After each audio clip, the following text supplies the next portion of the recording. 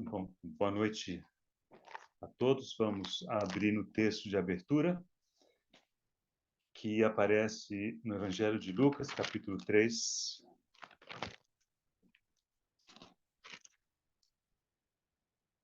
Leremos 2 versículos e aí oraremos colocando esse tempo diante do Senhor.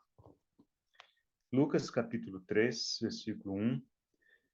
No 15º ano do reinado de Tibério César, sendo Pôncio Pilatos governador da Judéia, Herodes, tetrarca da Galiléia, e seu irmão Filipe, tetrarca da região da Itureia e Traconites, e Lisânia, tetrarca de Abilene, sendo sumos sacerdotes Anás e Caifás, veio a palavra de Deus a João, filho de Zacarias, no deserto.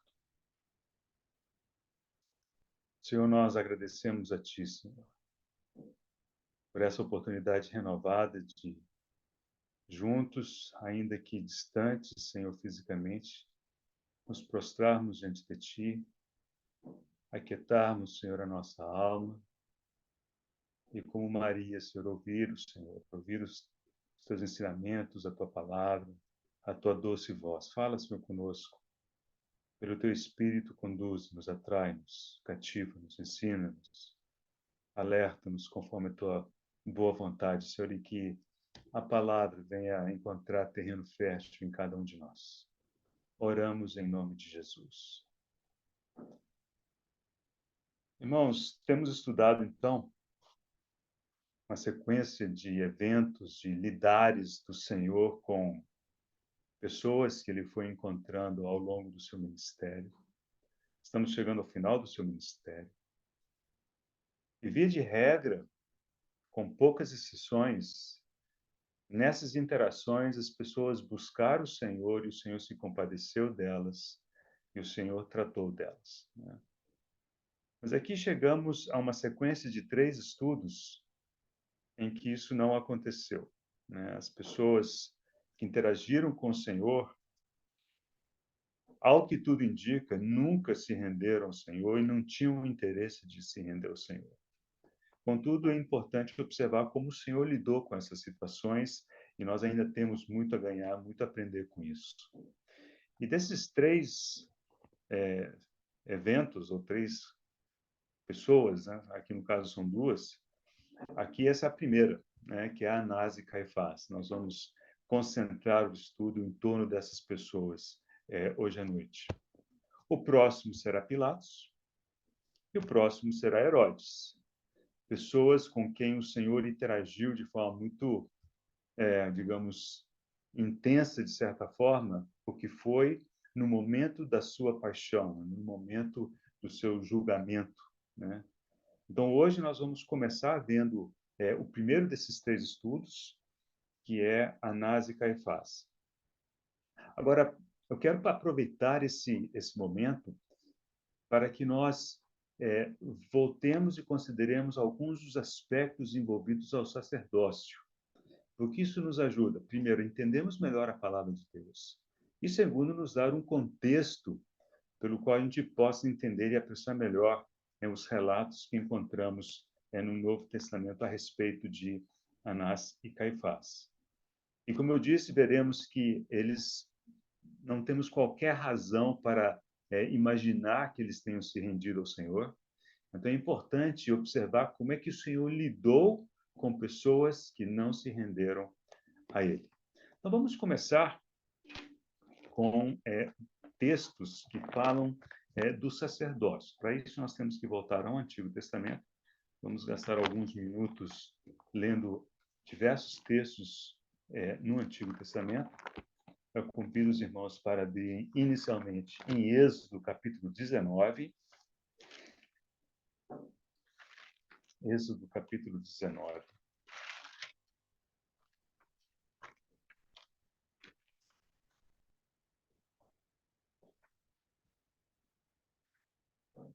Versículos 5 e 6.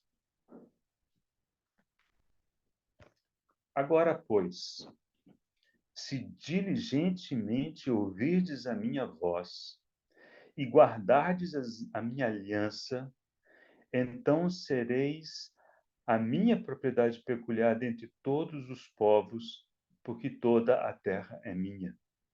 Vós me sereis reino de sacerdotes e nação santa. São essas as palavras que falarás aos filhos de Israel. Então, aqui nós começamos observando algo que é fundamental. No plano de Deus, seu desejo era que todo Israel fosse um reino de sacerdotes. Todo o reino. Claro que aqui existe um se, né? No versículo 5, de se diligentemente ouvides a minha voz, e se guardares a minha aliança, então sereis, eu se então, né? Bom, sabemos que Israel muito rapidamente não cumpriu o cis, então não teve jeito, né, de Deus, no que diz respeito a Israel, fazer de Israel uma nação de sacerdotes.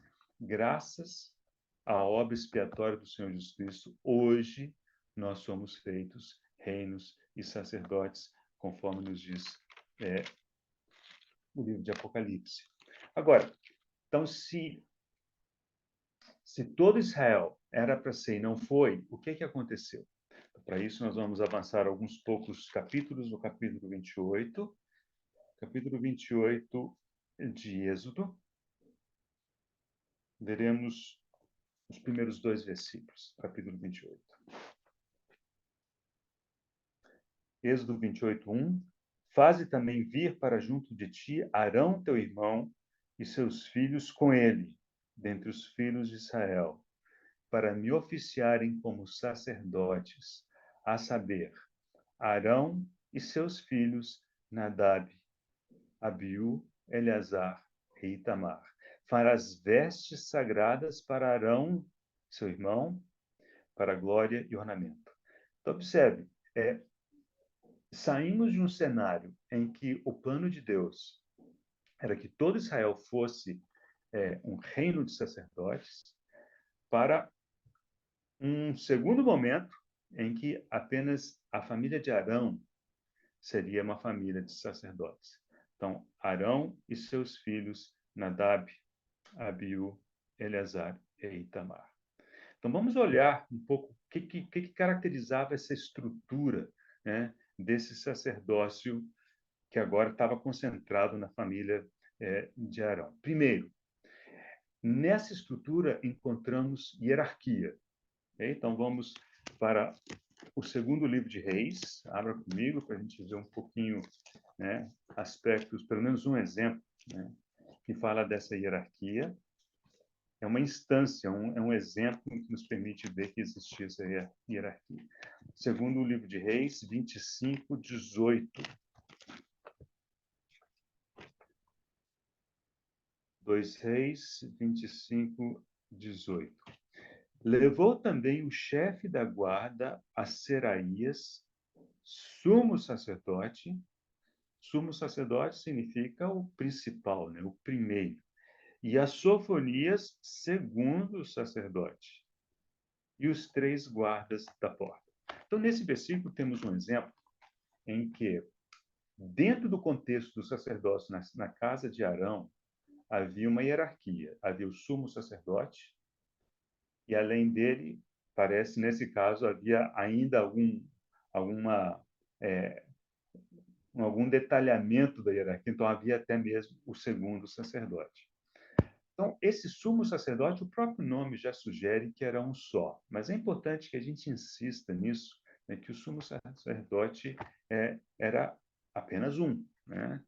E uma das maneiras de ver isso é olharmos o relato que se faz com respeito às cidades de refúgio, tá? Isso nós vamos encontrar em Números, capítulo 35. Então, vamos dar um pulinho lá em Números, capítulo 35.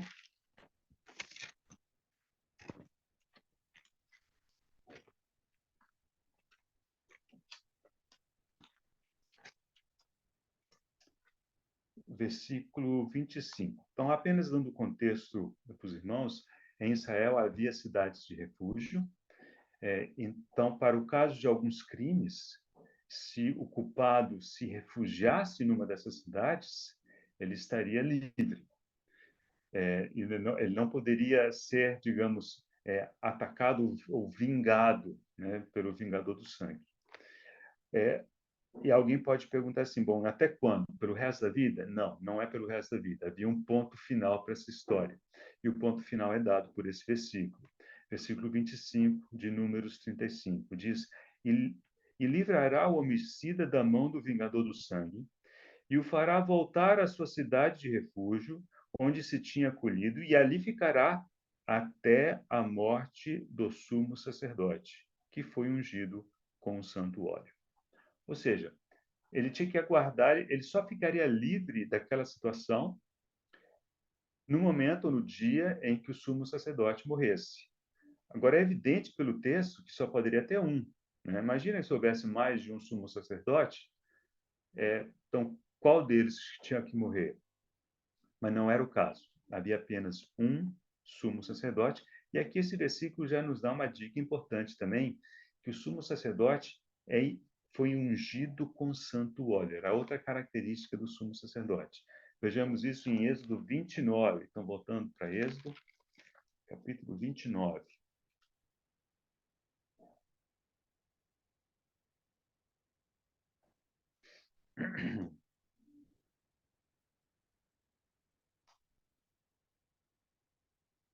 Versículo 29 também. As vestes santas de Arão passarão a seus filhos depois dele. Então, observe aqui.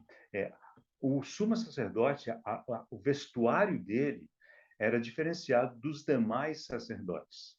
Todos os sacerdotes tinham um vestuário diferente, mas o sumo sacerdote tinha itens que só ele tinha. A mitra era um deles, a sobrepeliz, né, com as pedras, né, as 12 pedras coladas nele, então eram alguns dos itens que eram específicos das vestimentas do sumo sacerdote. E aqui diz que essas vestes santas seriam passadas de Arão a seus filhos depois dele. Então, a questão da sucessão é importante também. Para serem ungidos nelas e consagrados nelas. Então, o sumo sacerdote vestia aquelas vestes especiais e nelas era ungido. E a unção, há uma tradição que diz que a unção, inclusive, do sumo sacerdote era diferente dos demais sacerdotes. O sumo sacerdote era ungido com o óleo sendo derramado sobre sua cabeça. Né? O Salmo 133 nos dá uma figura disso. Ao passo que os sacerdotes, quando assumiam o sacerdócio, a unção deles era simplesmente passar um pouco de azeite, de óleo da unção sobre a testa. Então, o que eu estou insistindo com os irmãos? Que a posição do sumo sacerdote era única. Havia apenas um sumo sacerdote em Israel. Ok? E como é que isso... Quanto que isso durava? Durava até a morte do sumo sacerdote. E, uma vez morto o sumo sacerdote, o que acontecia? Aí isso ia para o seu filho. Né? Então, não era uma coisa arbitrária, ou seja, bom, vamos ver quem que é o próximo, não, quem que está na fila, não era assim. Né? Aquilo ia para seus filhos. E assim sucessivamente. Aqui diz aqui, as vestes santas de Arão passarão a seus filhos depois dele, para serem ungidos nelas, né, e consagrados nelas. Então, vejamos o que aconteceu na morte de Arão. Números, capítulo 20. Estamos chegando ao final dessa introdução, tá? Então, Números, capítulo 20.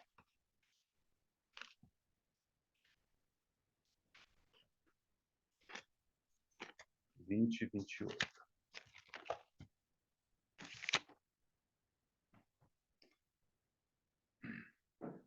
Então, a partir do versículo 22, narra o evento da morte de Arão.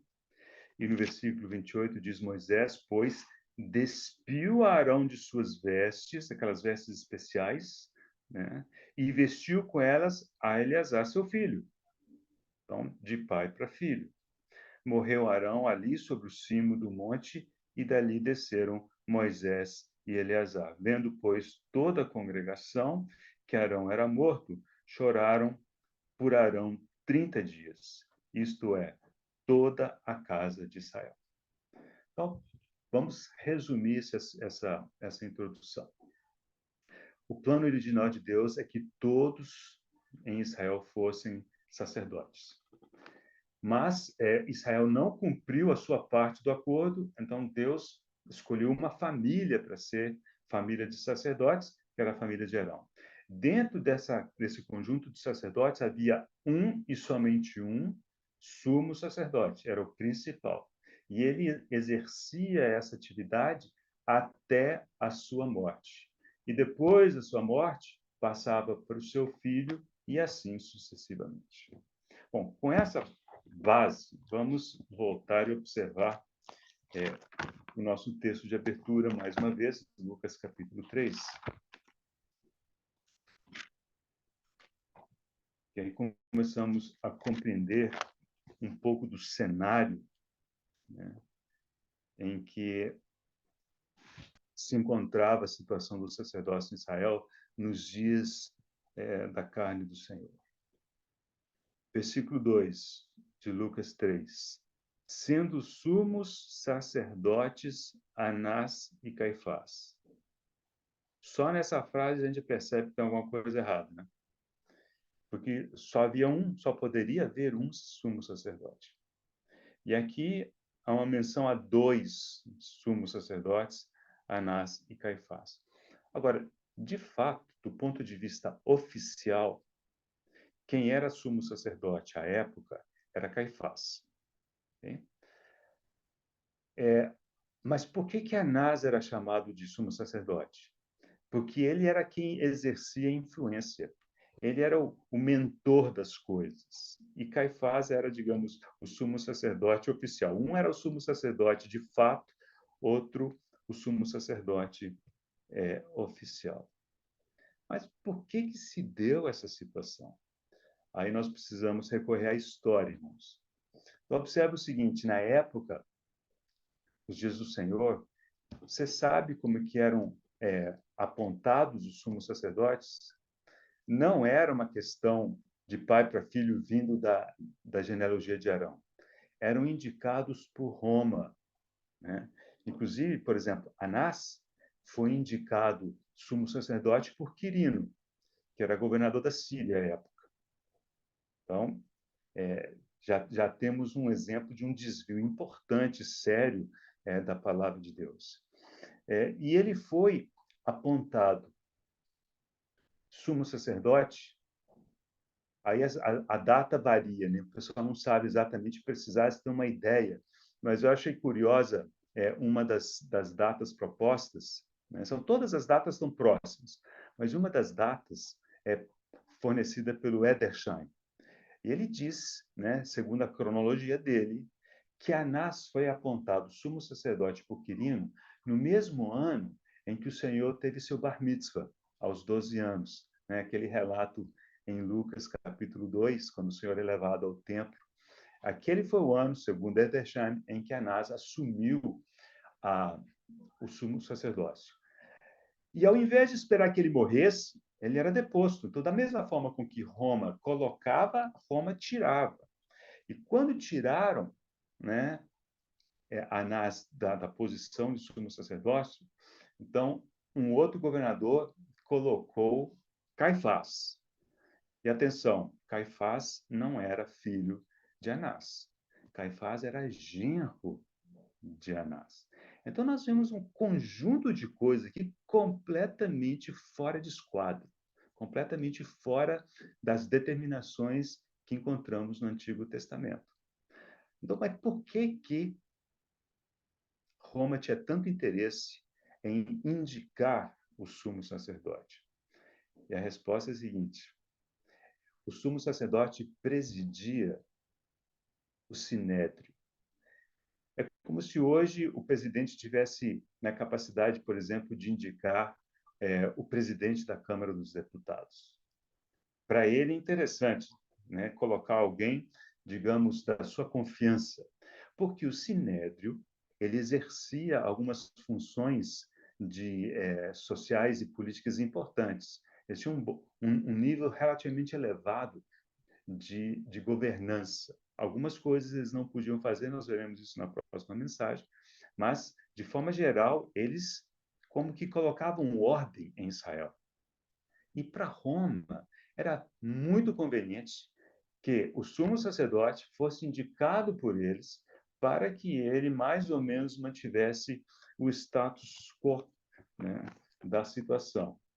Vejamos o início do Sinédrio, só para entender que isso também foi um desvio, né, ao longo do tempo, e me parece que deve ser a última referência do Antigo Testamento a qual eu levo os irmãos, Números capítulo 11, versículo 16.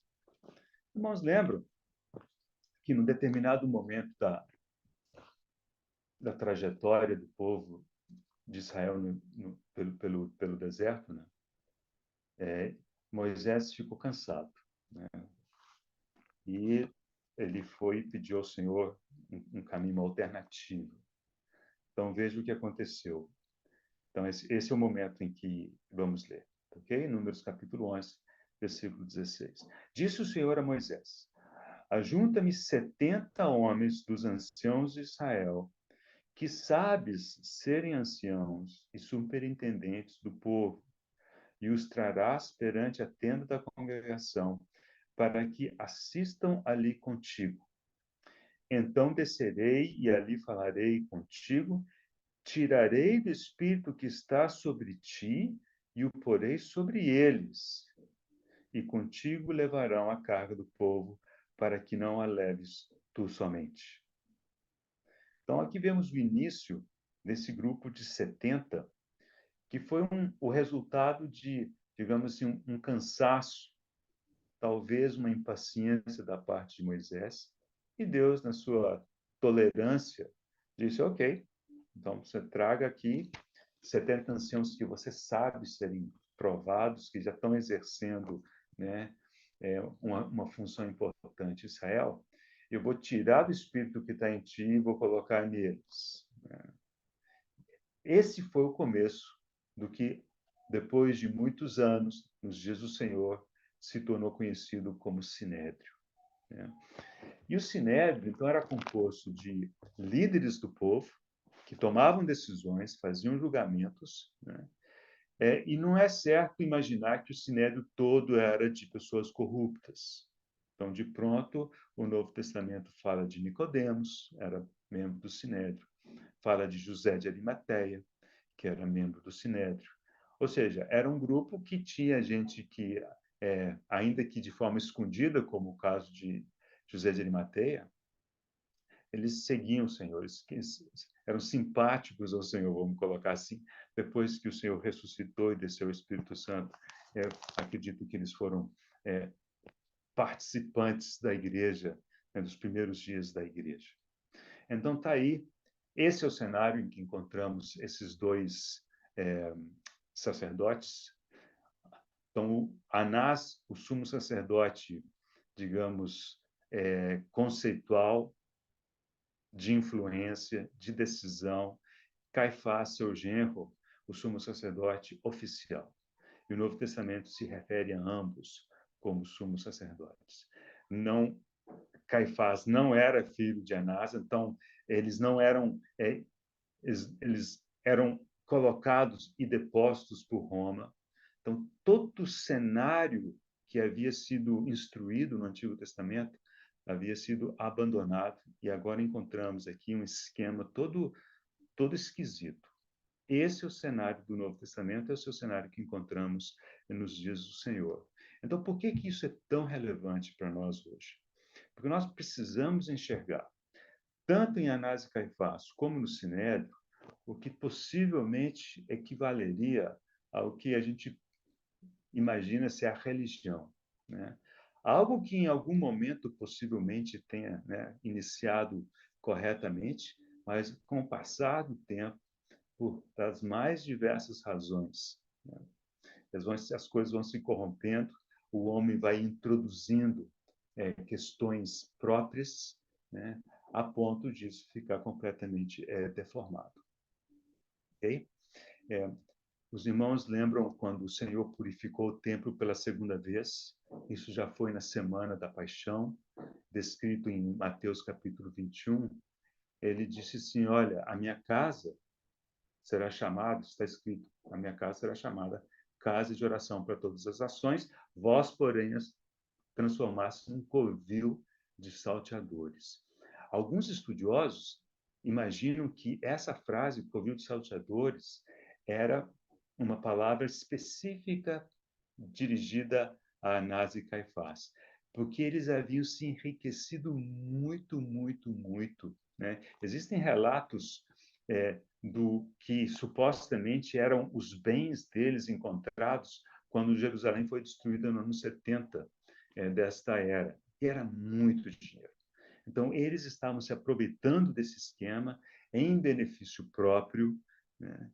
E o Senhor, então, os advertiu, ele disse, olha, vocês são como que um covil de salteadores. O covil de salteadores era a casa na qual eles haviam transformado aquilo.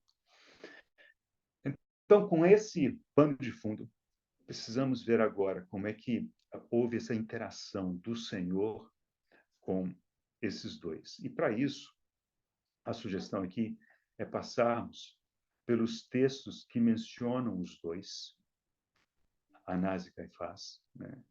E vamos fazer isso em sequência cronológica. Não são muitos textos, são apenas 5, né, no Novo Testamento, dos quais o primeiro já é esse de Lucas, capítulo 3. Então, esse aqui já não precisamos voltar nele. O segundo está em João, capítulo 11. Abra comigo João, capítulo 11.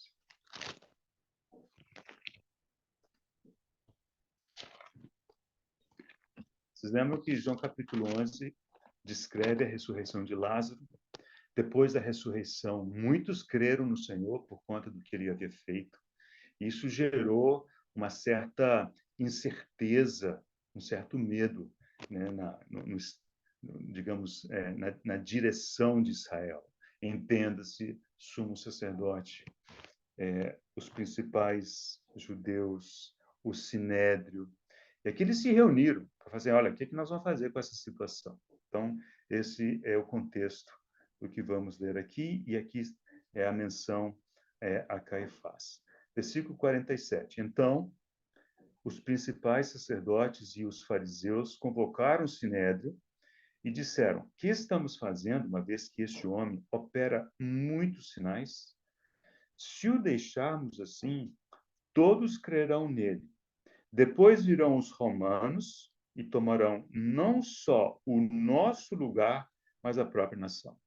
Vamos parar aqui rapidinho, porque aqui, nessa fala, está muito evidente qual era a preocupação deles. Não era com o propósito de Deus, claro que não. Não era com Israel em si, era com a posição deles. Eles não queriam perder a posição deles para Roma, né? E eu vou fazer um vínculo que talvez me pareça ser pertinente. Os irmãos lembram da parábola dos lavradores maus?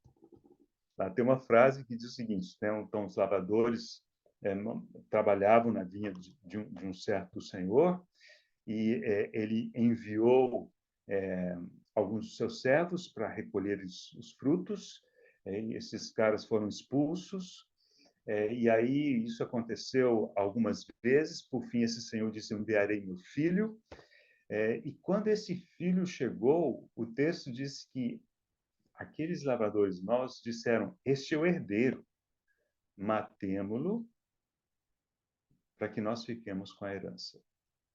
Agora, no Antigo Testamento, por exemplo, em Isaías, diz que Israel é a herança do Senhor.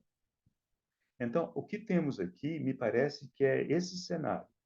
Eles resolveram matar o Senhor para ficar com essa posição, a posição de líderes em Israel, né? Então, versículo 49. Caifás, está aqui a menção, não o nome dele. Porém, um dentre eles, sumo sacerdote naquele ano, então claramente Caifás era sumo sacerdote, advertiu-os dizendo, vós nada sabeis. Versículo 53. Desde aquele dia, resolveram matá-lo. Isso é importante. Então, havia uma decisão. Vamos matar o Senhor. Vamos matar Jesus. Observa que essa decisão não decorreu de um julgamento. Não decorreu de um julgamento. Uma decisão, nós vamos matar. E a partir dali eles começaram a procurar, digamos, a oportunidade e a desculpa para executar essa decisão feita a priori, que era matar o Senhor. Tá? Então, guarde isso daí, que isso vai surgir em breve. Bom, próxima menção, Mateus capítulo 26. Isso aqui já é diretamente na paixão do Senhor. Então, o Senhor, ele foi julgado, vamos dizer assim, de forma eclesiástica pelo sumo sacerdote, pelo Sinédrio, e depois de forma política por Pilatos. Esse julgamento político fica para a próxima mensagem. Hoje nós veremos juntos a questão desse julgamento eclesiástico. Versículo 1, capítulo 26 de Mateus, tendo Jesus acabado todos esses ensinamentos, disse a seus discípulos: Sabeis que daqui a 2 dias celebrar-se-á a Páscoa, e o Filho do Homem será entregue para ser crucificado. Então os principais sacerdotes e os anciãos do povo se reuniram no palácio do sumo sacerdote chamado Caifás. Okay? E deliberaram prender Jesus à traição e matá-lo.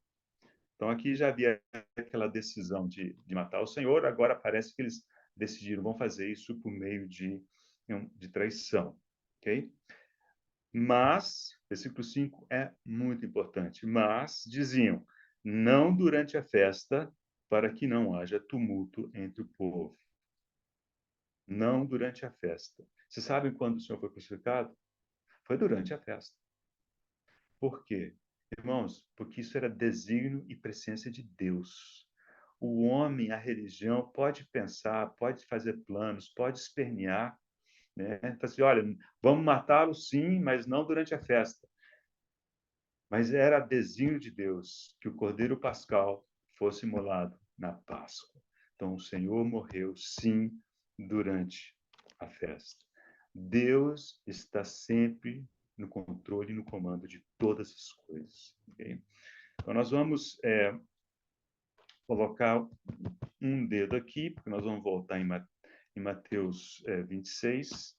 Claro que eu falo assim, colocar um dedo aqui, mas se aqueles irmãos estão nos eletrônicos, então não tem como colocar, né, o dedo no eletrônico. Né? Vamos para João, capítulo 18, antes de regressarmos para Mateus 26. Irmãos, no capítulo 18 de João encontramos o julgamento, ou parte, né, que a outra descrição tem em Mateus 26, parte do julgamento eclesiástico do Senhor. E no capítulo 19, o julgamento político. Então, hoje o assunto é o julgamento eclesiástico. Então, os irmãos lembram da história, o Senhor estava no Getsêmani, foi uma escolta prender o Senhor. Versículo 12 do capítulo 18 de João. Assim, a escolta, o comandante e os guardas dos judeus prenderam Jesus, manietaram, isso lá no Getsêmani, e o conduziram, atenção, primeiramente a Anás. Olha que curioso, né? Se o sumo sacerdote era Caifás, por que primeiro levaram para Anás? Porque era Anás quem dava as cartas, era Anás que comandava intelectualmente vamos dizer assim, o Sinédrio. Né? Pois era sogro de Caifás, sumo sacerdote naquele ano. Então, aqui esse versículo já conta a história toda. O sumo sacerdote era Caifás e Anás era seu sogro. O que não diz é por que levaram o Senhor primeiramente para Anás. E a razão parece ser que ele era quem ditava, né, distribuía as cartas do ponto de vista, ele que comandava o cenário. Ora, Caifás, versículo 14, era quem havia declarado aos judeus ser conveniente morrer um homem pelo povo. Então, veja, nós estamos lendo esses versículos porque nós queremos ler todas as menções de Anás e Caifás no Novo Testamento. Okay? Versículo 19. Então, antes da gente começar a leitura, deixa eu já antecipar para os irmãos. Então, vimos que houve dois julgamentos, o eclesiástico e o político. O eclesiástico perante Anás e Caifás, o político perante Pilatos. O eclesiástico, então temos Anás e Caifás, o Senhor teve diante de Anás em primeiro lugar, é agora, em João 18, e depois perante Caifás. É isso que nós vamos ler depois, daqui a pouquinho, em Mateus 26. Então, hoje nós vamos basicamente ver essas duas conversas, com Anás e com Caifás. Então, esse foi o lidar do Senhor com esses dois personagens, e isso sim justifica, né, a presença desse assunto dentro do livro do irmão Campo Morgan. Então, vamos lá, João capítulo 18, versículo 19. Então, o sumo sacerdote interrogou a Jesus acerca dos seus discípulos e de sua doutrina. Declarou-lhe Jesus: Eu tenho falado francamente ao mundo e ensinei continuamente, tanto nas sinagogas como no templo onde todos os judeus se reúnem, e nada disse em oculto. Por que me interrogas? Pergunta aos que ouviram o que lhes falei. Bem sabem eles o que eu disse. Dizendo ele isto, um dos guardas que ali estavam deu uma bofetada em Jesus, dizendo: É assim que falas ao sumo sacerdote? Replicou-lhe Jesus: Se falei mal, dá testemunho do mal. Mas se falei bem, por que me feres? Então Anás o enviou manietado à presença de Caifás, o sumo sacerdote.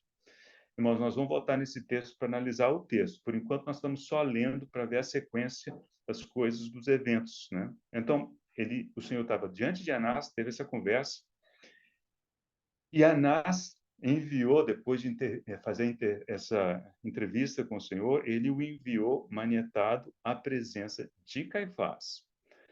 Esse evento está registrado em Mateus, capítulo 26. Então, esse é o momento em que nós vamos colocar o dedo em João, tira o dedo de Mateus 26, coloca ele em João 18, nós vamos voltar aqui rapidinho por causa do versículo, e vamos ver o que aconteceu quando o Senhor foi levado até Caifás.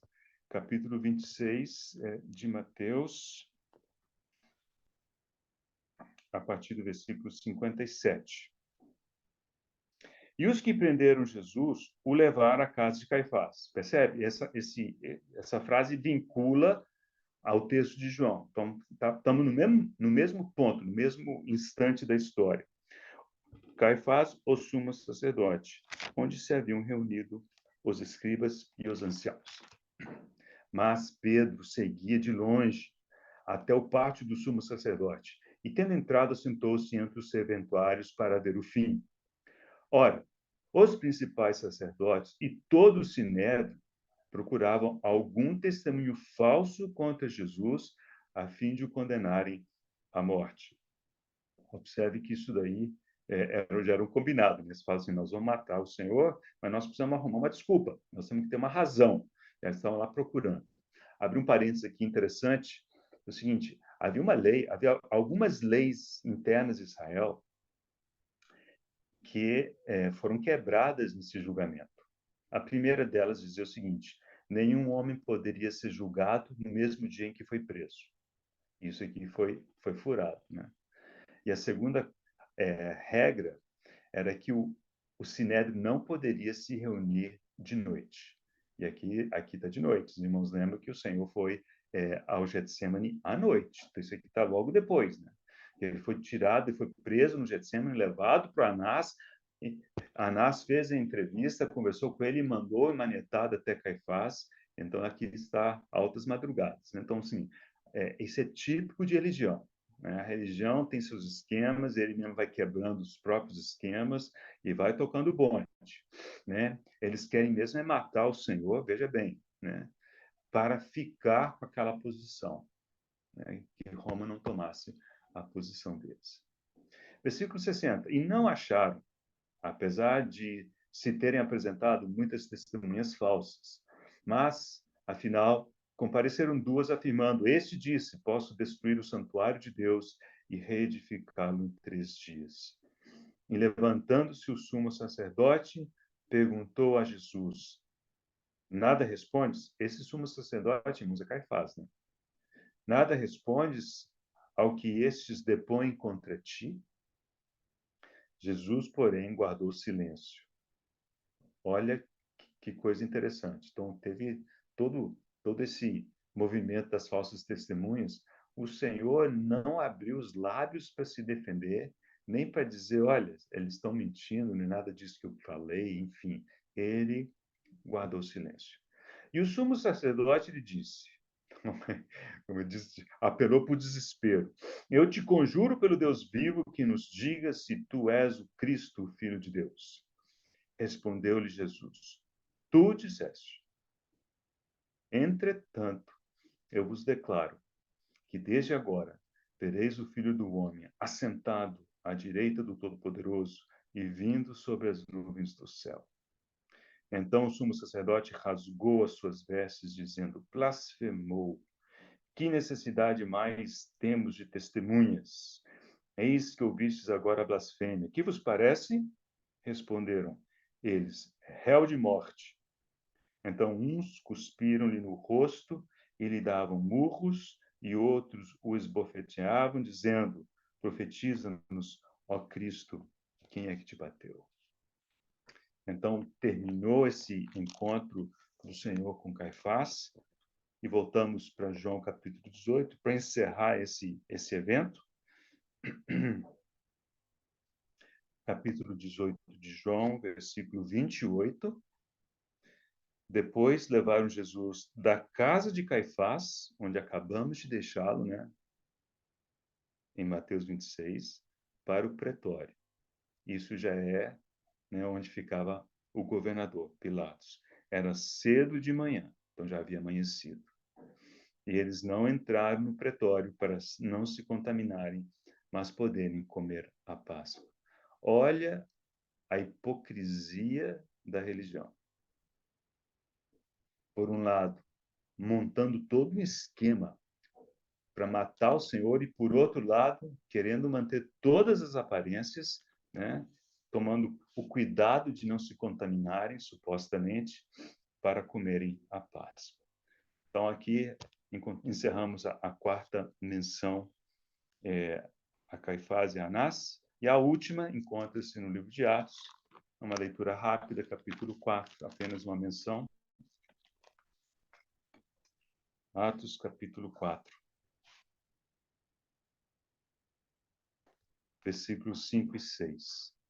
No dia seguinte, reuniram-se em Jerusalém as autoridades, os anciãos e os escribas, com o sumo sacerdote Anás, Caifás, João, Alexandre e todos os que eram da linhagem do sumo sacerdote.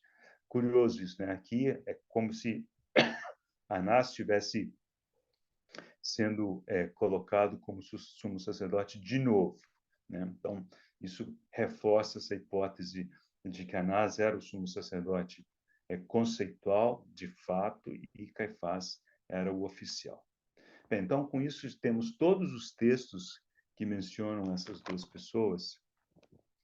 E agora eu convido os irmãos para, rapidamente, focarmos nas entrevistas que o Senhor teve, primeiro com Anás, depois com Caifás. Então, a entrevista do Senhor com Anás, capítulo 18 de João, nós acabamos de ler esse texto, vamos voltar nele, mas agora pontual.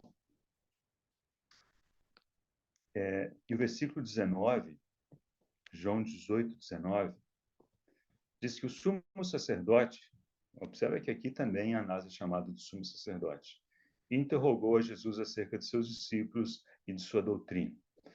Os mais entendidos de processos judiciais dizem que o processo começa com uma acusação. Olha, você está sendo acusado disto, né? E aí tem todo o aspecto da chance da pessoa se defender. Aqui não teve nada disso, não tem acusação. Mas existe uma pergunta, né? E perguntou a respeito de seus discípulos e da sua doutrina. Curiosamente, quando o Senhor responde, ele nem menciona seus discípulos e tampouco a sua doutrina. Ele questiona Anás, assim, por que você está me perguntando, né? Como se fosse uma coisa oculta. Eu falei em público Você pode perguntar para as pessoas que ouviram, pergunte para elas sabem, né? Os estudiosos dizem que no caso de Anás, ele desconfiava que o Senhor estava preparando um motim. Ele começou com seus discípulos e a sua doutrina era ir juntando gente, juntando gente, juntando gente, para eventualmente derrubar, né, os sumos sacerdotes, os sinédrios, sei lá, e tomar posse de Israel, né? Então, quando ele perguntou assim, olha, me diz, o que você me diz dos seus discípulos e da sua doutrina? O que você está tramando, hein? Basicamente era isso. Quais são os seus objetivos, seus reais objetivos? O Senhor tirou seus discípulos de cena, ele não mencionou nada, como alguém disse, possivelmente para não incriminá-los de alguma maneira, mas a resposta básica para Anás foi direto ao ponto. Falei, por que você me pergunta algo que é de conhecimento público, né? E foi aí que ele foi esbofeteado e levado para Caifás. Agora vamos para Mateus 26 e vemos a entrevista do Senhor com Caifás. Então, as coisas com Anás foram relativamente rápidas, né? Observa que Anás, não sendo sumo sacerdote e não estando com o sinédrio reunido, ele não tinha muito o que decidir, né? Ele estava mesmo, talvez, matando uma curiosidade que ele tinha. Mas, no caso de Caifás, entrevista com Caifás, a situação era bem diferente. Por quê? Porque Caifás era o sumo sacerdote oficial e ele havia reunido o sinédrio. Então, eles tinham, digamos, poder de decisão, ainda que algumas das regras tivessem sido quebradas.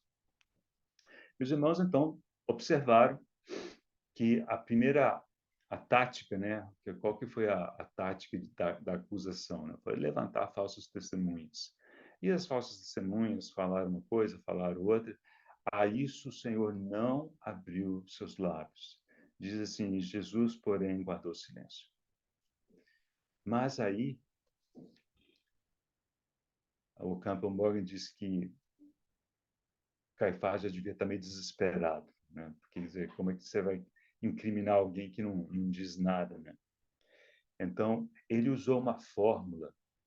Ele colocou o Senhor sob juramento. Porque essas palavras que estão aqui, essa construção, os entendidos dizem que era uma fórmula de juramento, né? Qual que é a fórmula? Eu te conjuro pelo Deus vivo. Isso era colocar a pessoa sob juramento. Eu te conjuro pelo Deus vivo. E o que ele queria que o Senhor declarasse sob juramento? Que nos digas se tu és o Cristo, o Filho de Deus. Agora, irmãos, ao observarem que essa frase, tu és o Cristo, o Filho de Deus, é praticamente aquela declaração de Pedro, né? Lá de Mateus 16. Então, há quem pense que essa declaração de Pedro, tu és o Cristo, Filho de Deus, se tornou conhecida entre, né, os discípulos e as pessoas, e isso eventualmente chegou aos ouvidos de Caifás. Então, ele colocou o Senhor sob juramento. Falou, olha, conjura-te pelo Deus vivo. Isso era, digamos, o juramento mais forte que você poderia fazer em Israel. Que nos diga se és o Cristo, Filho do Deus vivo. E o Senhor respondeu a né, a essa colocação formal de juramento com outra igualmente formal. Então, os estudiosos da língua grega dizem que quando ele diz tu disseste, era a maneira formal dele confirmar aquele juramento. Então, nessa hora, o Senhor não guardou silêncio. Nessa hora, o Senhor não recuou. Nessa hora, ele se posicionou e, digamos assim, ele respondeu à altura do questionamento que lhe fora feito. Conjuro-te pelo Deus vivo, que nos diga se tu és o Cristo, o Filho de Deus. E aí o Senhor disse, tu o disseste. Agora, uma curiosidade aqui, eu gostei da explicação do irmão Campbell Morgan, é que logo depois diz assim, entretanto eu vos declaro que desde agora vereis o Filho do Homem assentado à direita do Todo-Poderoso, vindo sobre as nuvens do céu. Por que entretanto? Entretanto é um termo opositivo, né? O irmão Campo Morgan, ele imagina que quando o Senhor disse, tu disseste, alguma coisa no rosto de Caifás deve ter, digamos, manifestado a sua incredulidade. Como se tivesse dito, que bobagem. E aí o Senhor assim, ok, a despeito da tua incredulidade, esse, entretanto, significaria isso, né? A despeito da tua incredulidade, eu vos declaro que desde agora vereis o Filho do Homem assentado à direita do Todo-Poderoso, vindo sobre as nuvens do céu. Essa é uma citação, irmãos, de uma profecia em Daniel, capítulo 7. Aliás, me parece que a única menção a essa expressão Filho do Homem, digamos, indicada ao Senhor no Antigo Testamento, essa profecia de Daniel, capítulo 7. Me parece que é isso, né? E aí, pronto, é claro que eles sabiam que isso dizia respeito ao Messias, né? O Israel interpretava dessa maneira a profecia, de modo que ali realmente aquilo foi a gota era exatamente o que eles precisavam. É por isso que logo depois ele diz, blasfemou, o que vos parece, etc. E o resto da história a gente já leu, né? Tem uma frase muito bonita de James Stocker, que tem um livro que trata do julgamento do Senhor, né? E ele disse que quando o Senhor citou essa profecia de Daniel, é como se ele estivesse dizendo para Caifás, olha, hoje você me julga, mas vem o dia em que eu vou julgar vocês, né? Então, esse é o dia em que o Senhor há de voltar e julgar todos, né? Bem, então, essa é a história de Anás e Caifás, né? Então, para concluir, vamos fazer algumas considerações.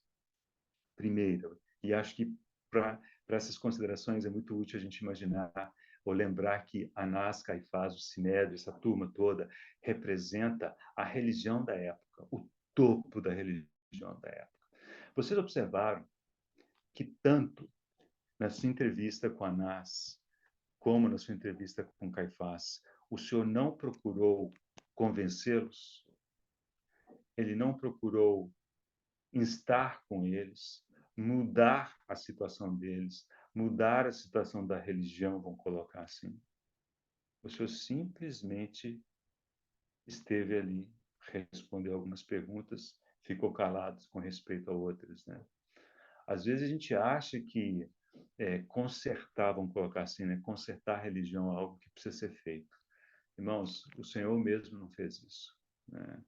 Ele, inclusive, como é que ele lidou com Caifás, né? Ele falou de si, né? Quando veio o juramento, ele se posicionou e logo depois ele citou uma profecia que dizia respeito à sua pessoa e à sua glória, né? Esse é o caminho do Senhor.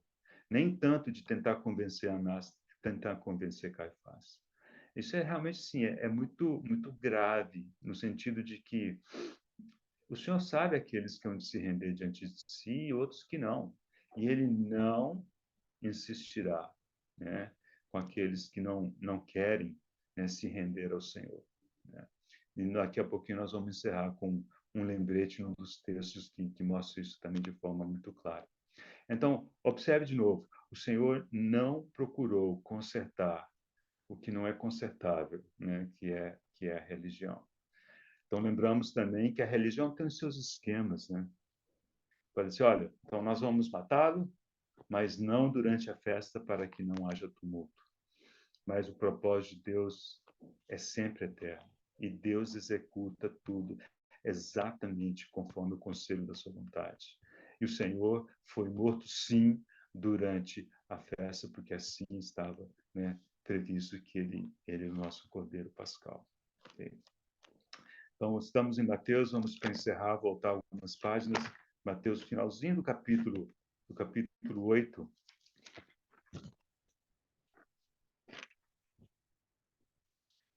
final do capítulo 8, início do capítulo 9. O evento, a cura do endemoniado em Gadara. Então, os irmãos lembram da história, já passamos por esse texto. E foi aquele momento em que os espíritos que estavam nos endemoniados pediram permissão para entrarem nos porcos. O Senhor permitiu, e aí os criadores dos porcos foram pedir que o Senhor se retirasse. Versículo 34. Então a cidade toda, então Mateus 8:34. Então a cidade toda saiu para encontrar-se com Jesus. Mas para quem? Vendo, lhe rogaram que se retirasse da terra deles. Há tantas outras ocasiões em que as multidões correram atrás do Senhor porque tinham interesse genuíno nele. Outras vezes, não. Eles iam porque haviam se saciado dos pães, eles queriam mais, talvez.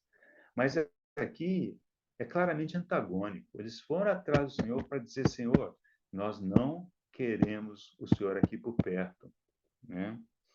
Então, eles rogaram que se retirasse da terra deles. E no versículo 1 do capítulo 9, vemos a reação do Senhor. Entretanto, entrando Jesus no barco, passou para o outro lado e foi para a sua própria cidade. Irmãos, como isso é grave, né? Quando nós resistimos ao Senhor, às vezes ele vai tomar essa postura, né? Ele vai dizer: você não quer? Então tá. Né? E vemos isso muito no lidar dele com Anás e Caifás. Veremos algo parecido, né, no lidar com Pilatos. A posição de Pilatos foi completamente diferente a Anás e Caifás, e, contudo, foi igualmente desastrosa, né? E a de Herodes também foi muito ruim, né? Então, precisamos sempre pedir ao Senhor que Ele nos dê um coração de anelar por Ele, sabendo que, se nós o resistirmos, será para o nosso prejuízo. Muitas vezes ele não vai estar conosco, né? Não vai ficar insistindo, tentando convencer, tentando mudar, né? Então, vemos isso muito claramente nesse contexto, né, de Anás e Caifás, que representam esse status quo, né, da religião, né? Qualquer que seja, realmente não interessa. Não é a religião dos homens, não é o caminho de Deus, né? Amém. Que o Senhor nos abençoe, nos instrua, né? Eu acho que esses estudos têm nos dado a oportunidade de olharmos questões de contexto, né, que nos ajudam tanto a entendermos o texto que lemos, entendemos o Novo Testamento, vemos a sequência dos eventos, vemos o contexto à luz do Antigo Testamento, né? Eu, pessoalmente, tenho sido muito ajudado com esse estudo. Vamos dar graças ao Senhor. Senhor, nós te bendizemos mais uma vez pela tua bondade. Senhor, obrigado pela tua palavra, obrigado pela atitude que o Senhor teve, tão cheia de glória, tão cheia de honra, assim, de uma postura tão bonita, mesmo em adversidades como acabamos de ver. Senhor, e somos gratos a Ti porque o Senhor decidiu assim fazer, para se entregar completamente ao Pai por nós, em sacrifício pela nossa vida. Bendizemos o Teu nome porque Tu és o nosso grande sumo sacerdote. É em Teu nome que oramos. Amém.